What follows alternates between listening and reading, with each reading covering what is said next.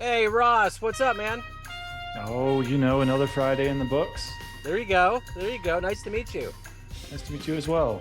Nice to Where meet do you you as well. locate? Thanks for being on. I'm in What's that? Augusta, Georgia. Oh, Augusta, Georgia. Okay, cool. Very cool. Yeah, Yeah. I'm in Kansas City, Missouri. No way. I've got a Yeah. client in Kansas City. Okay. Yeah. Yeah. King's Collective, REI. They're a basement remodeling company. Okay, cool. Yeah, Yeah, there's yeah, a yeah. lot of businesses up here in Kansas City. It's pretty I can flush. imagine. Yeah, I can imagine. Very Have you cool. have you been up here? No, yeah, no. Which is why it's so surprising. I mean, the Midwest to me is like a lot. It's a lot of different states, cities, and regions. And so, like, anytime I hear, "Oh, you're from, Oklahoma City, Kansas City, Louisiana, whatever," yeah, the Midwest. That's a good way of putting it. There is a lot going on up here. Yeah. And I've been through Georgia. I was coming back from Florida and I just never saw boiled peanuts. And I was like, wait, what's going on here? That's right. It was a new thing. Yeah, yeah. Well, George Washington Carver, right? Georgia peanut guy. Yeah, He did everything with peanuts. They actually have a place down south here, a museum. I can't believe how many things that he invented. He was prolific.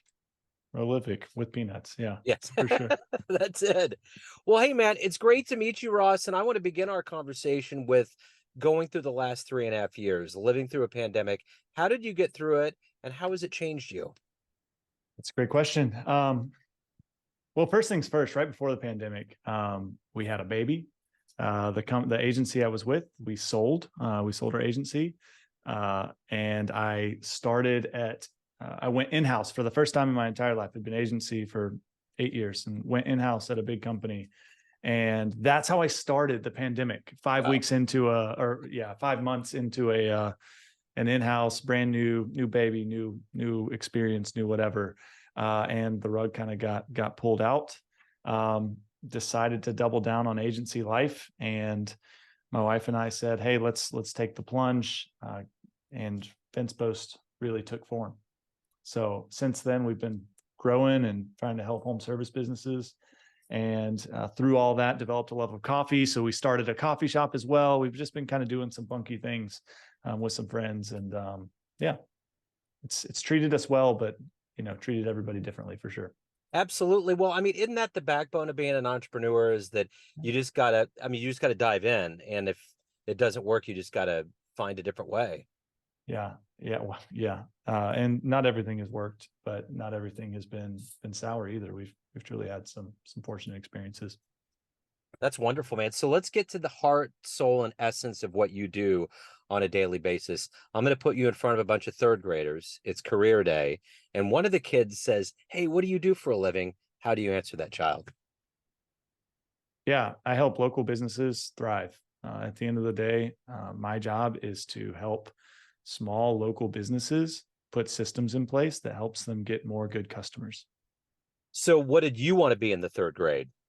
Yeah, I wanted to be an F-16 fighter pilot. That's what I wanted to be. I'm Okay. 6'3" now and afraid of heights and wear glasses, so none of that was in the cards. But I wanted to be an F-16 fighter pilot.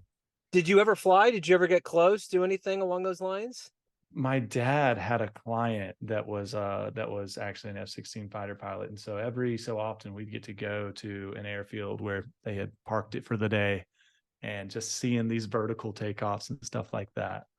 That's the closest I got, which is maybe closer than some, but yeah. Yeah, that's pretty cool. Yeah, I'll go to the air shows. My wife's a big fan of the Blue Angels, and whenever I see any of Oh that yeah, really unfold, it's that's right. pretty majestic how they do it for sure. Truly. My son, who's 18 now, he's special needs, and he there's a Cool. program called Challenge Air, and it's a Vietnam veteran that's gotten all these pilots in different cities around the country, and they volunteer and they fly special needs kids up into the sky to see landmarks. And the first time I did that with Miles, I felt like I was on a magic carpet ride. The airplane was so small, it was That's just like wild. it was crazy, you know, Yeah, but yeah. it was I pretty would love cool. to do something like that. It's the morbid curiosity for me. I'm Yeah, deathly afraid of heights, but I would do it. Yeah. yeah, it's fun. Well, to up the ante a little bit, about 2 weeks ago, 3 weeks ago, one of my son's friends convinced him to do a bungee thing where they basically pull you all the way up, release it, and you just plunge, and it's like a couple 100 feet in the air. So he's all excited. He never wanted to do it. Finally, this year he's ready to do it. He's pumped up. I got the camera. I'm doing B-roll. We're doing this whole thing. And all of a sudden, they do this thing where they take your body and they flip it so that they can get you ready to pull you up. That was it. He was out. So I had mentally prepared, and his pals looking at me, and I'm like, all right, I'll go do it. But man, it was, if anybody is even that much afraid of heights, it's a bad idea. You're out. So you did Yes. it. To be clear, Yeah. you did it. Yeah. Wow. It was awesome. And I remember, and I don't know if they were trained to do this, but I will never forget, as I was going back, one of the gals that worked at the park looked up at me and said, "This is the safest ride in the park." And that was it. I was like, okay, let's do it. So That's really cool. yeah, That's really cool. That's a customer experience right there. that's it right there. Exactly. So I'm curious. I want to go back to where you were born and raised and how these seeds got into you to not only be an entrepreneur, but to help other business owners. Yeah, that's a good question. I mean, I think at the heart of not only what we're doing at Fence Post, but what we're doing with Trellis Coffee Bar, um, we want to be a part of the change and the deep roots in our community.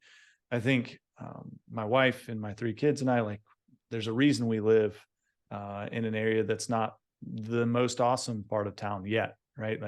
We really want to be a part of a community that is not only diverse ethnically, but diverse economically. We belong to a church, and it's 5 blocks away. We own a business that's 6 blocks away. We know our neighbors deeply, and it's very important to us that for ourselves and for our kids that we interact with people that don't look like us, that believe differently than us, and that share opportunities for deep, authentic relationships. And one of the best ways to do that is by investing in your community, both with your time, your money, and with where you live. So I think that's Wow, probably why. that's so well put, man. That's really good. Those are great seeds to put into young minds, and just it's a great way to live. I mean, it's kind of that whole idea of community service. It's like, if we all realize what we're trying to help and who we're trying to help, it will just make us all a little bit better as Yeah, a I think so. human machine. I think so. Yeah, I played a lot of basketball growing up, and I think being exposed to all different types of people through AAU, through whatever, we're proud of our city, and some people aren't, but we want to create a place where people are proud, and all sorts of different people can be proud of it. So is Augusta where REM started? I always get confused with that. Ooh, I may have heard a rumor about that. I don't know. James Brown is our big music claim to fame. Okay, that's it then. Okay, I know Yeah. James Brown, but I could swear there was a place in think, Georgia. yeah, All right, Athens, Georgia. Athens. That's where, it. That's yeah, it. Okay, yeah. all right, I got you. Cool. We're on the Well, same page. but we at least got James. I remember James Brown came to Kansas City back in the 90s in my 20s, and we didn't have tickets to the show, but he played in this place called the River Market, and we just went and got like a coffee somewhere, and just hearing his voice boom over downtown Kansas City was one of the more ethereal things I've ever That's so experienced in my cool. life. Yeah, that's got to be. I mean, what a voice too. Yeah. Oh yeah. Yeah, he was screeching, and you could hear the crowd going crazy. It was a pretty cool experience for sure. So, Yeah. so speaking of someone like James Brown, who's been a hero for you in your life? Who's been an inspiration? Yeah, man. There's been so many. I think right now, like, my wife truly is. This is maybe a cliche answer, but I mean it authentically. Sure. She plays so many different roles, and she is a partner in let's be honest, a lot of the visions that I initiate and spark. Just seeing her, partner alongside and help carry out some of those is truly a joy. And then seeing the variety of roles, which I feel like I play a lot of different roles in life. But she truly plays a ton of different roles when it comes to mothering, when it comes to being the Trellis mother for our employees down at Trellis, comes to being bookkeeper at Fence Post, all sorts of different roles. So she's definitely a hero. A more well-known hero might be Donald Miller with building a story brand. I don't know if you've ever heard of his methodology. He wrote Blue Like Jazz too. I think he's a hero to me.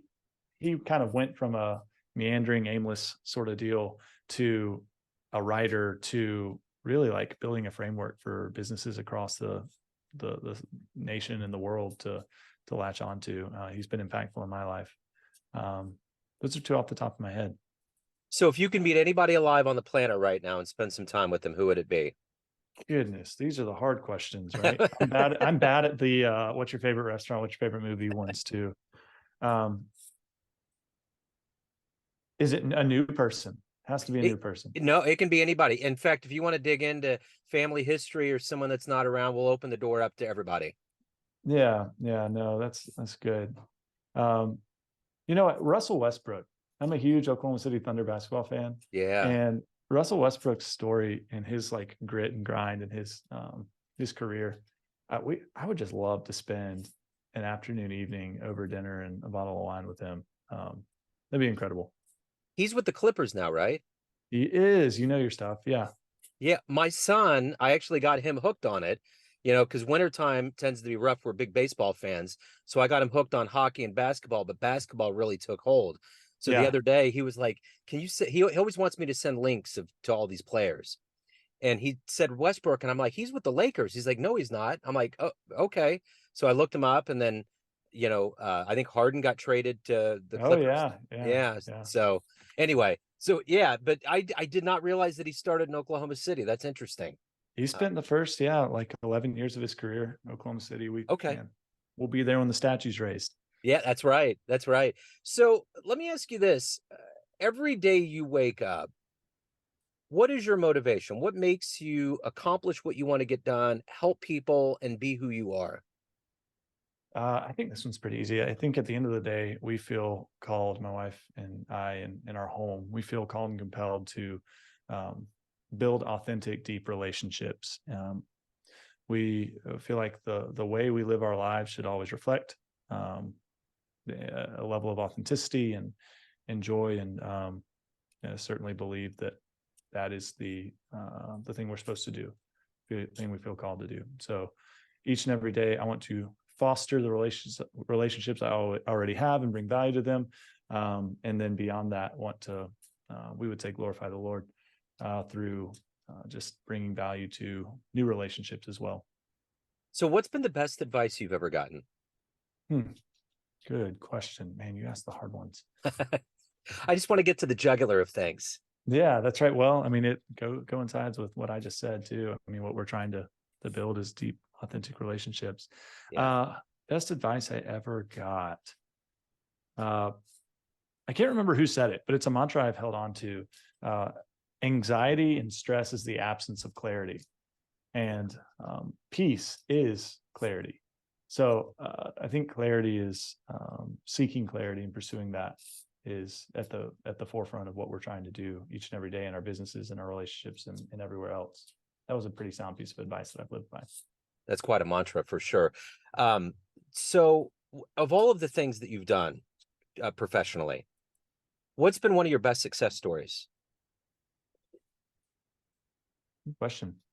I think we're seeing one play out right now. We opened Trellis Coffee Bar, myself and my wife and three other partners, with a dream of creating a community destination that really serves as a trellis for the things that don't get as much attention in our town. The things like Richmond Academy right up the road, Harrisburg, which is somewhat what others would consider a blighted neighborhood, Lanier's Meat Market across the street, like all of these places that have immense value and have done well for themselves, but really don't get the spotlight. I think we're seeing Trellis come in and be a reason for people that don't normally frequent this area of town actually frequent it and see the beauty that's there. And so I'm hoping that Trellis Coffee Bar will be the magnus opus of what I've done in my career. It's such a glue anytime, because I do visual arts too. And I've had shows in there. And, I mean, just even when I used to live in the city, I lived in downtown Kansas City. It was always good to have that anchor. And coffee shops imbue so many things that are really positive, and they always seem to do good things for the community. Yeah, yeah, I think so. And every coffee shop in the world says, "Hey, we want to be a community space, a third space," right? And I mean, we've been consumers of specialty coffee, we being my partners and I, for years. But I think we really feel compelled to actually put our money where our mouth is and live that out in an everyday in our culture. That would be a dream gig. I always think about things out there, and having a coffee shop would be a very cool thing. Um, so if you have a dream tonight, you run into a 20-year-old version of yourself, and you could give that young version of you a piece of advice based on the wisdom you've gained in your life up to this point. What wisdom, what advice would you dispense on that younger version of you? Hmm. Yeah, that's good. I think there's a learned trait that sometimes I forget, which is thinking before you speak, and being slow to speak, and quick to think and quick to evaluate. Uh, I would advise my younger self to be slower to speak and react. I think I've not mastered it by any means, but I've certainly come a long way in that regard, and it served me well when I've done it right. But my younger self did not do that as well. Did not do that as well at all.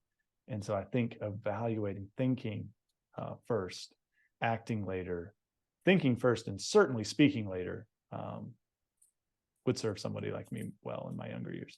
Yeah, I think that's something you have to just accumulate over time. You realize You might be right. Yeah. when it's prudent or not. What is it that what's the best part of living in the community that you're in? What do you like the best about it? Yeah. I think the people, we just launched Trellis. I've talked a lot about Trellis. I don't mean to. It's just mainly a manifestation of what we feel like our values are. But we launched Trellis on October 7th in a soft launch capacity, and I counted 40 homes that I knew that I had some level of a relationship with that had walked to our shop. And I think that's where I live, and not only in our little 5 neighborhood community, there's 5 different constituents, but even in like the greater Augusta area, I think there's this longing for community, and we see that when an opportunity for community comes up, we just see people gravitate towards it. And I think that's what I like. It's maybe the community isn't there, but there's a longing for it, and I can see it and feel it and sense it, and that's what I appreciate. Yeah. So as an NBA fan, if you could get into a time machine and go back and see any game or any moment, where are you going? What would you love to have Ooh, seen? man, everybody got into the Last Dance craze Yeah. when they put out that documentary. Great documentary, by the way. Yeah. Like being at game 5, game 6 of that Chicago series would be incredible. 98 last run, like that would have been awesome. Yeah. Been I awesome. hear that a lot. I hear that all the time. You know what's Really? interesting about Yeah. The Last Dance is that I clearly remember, because my son really kind of accumulated this love of shoes, especially basketball shoes. And I remember telling him the story where, Converse was the original suitor, but they did Nike, and kind of told him the story. And that was before the movie came out. Have you seen the movie? Yeah. Oh, wait. It's the Yes, movie about Air. yeah. Yeah, I saw Air. Isn't that Yeah, it's wild? interesting. I mean, and like the way they it really doesn't go past the actual signing, right? Yeah. It's just the signing. And so you don't get to see it play out. And Michael's not even like, he's front and center in the sense that he's almost like the villain. Yeah. But yeah, I thought that was wonderful. Anything 80s right now is really in vogue from my perspective. I feel like they're getting a lot of love. Stranger Things, Air, yeah, Yeah. stuff like that. Uh-huh. Absolutely. So everyone out there has a perception of you, family, friends, clients, colleagues, but you're in control. You run the show. What's your perception of you? Who do you think you are? Hmm. Man, I need to pay you for this conversation. This is the This is what's therapy happening. question. That's right. That's right. Yeah. What do I think of who I am? I don't know. I think one thing that I have described myself as just like a man in desperate pursuit of presence and clarity, and seeking to make sure that I'm honoring to my faith and my family. And that sounds like a cliche answer, but truly the pursuit of that presence in those realities, I think, is what has defined me in some capacity. Like I'm pursuing those things. So if anyone wants to dip into your establishment for a cup of coffee, learn more about you, reach out, hire you, anything about your world, where can they go?